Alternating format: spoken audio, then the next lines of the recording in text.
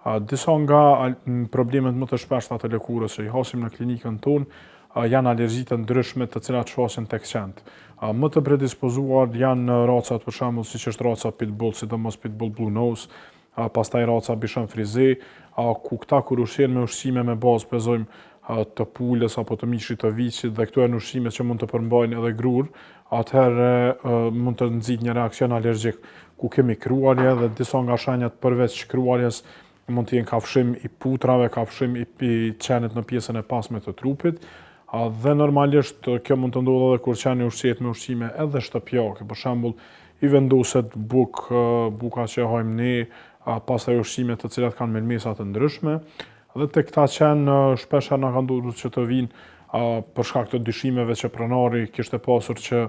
ndoshta qeni ka një problem me zgjebe sarkoptike apo ndonjë problem nga parazitët të tjerë të jashtëm, mirë po që është e vërteta,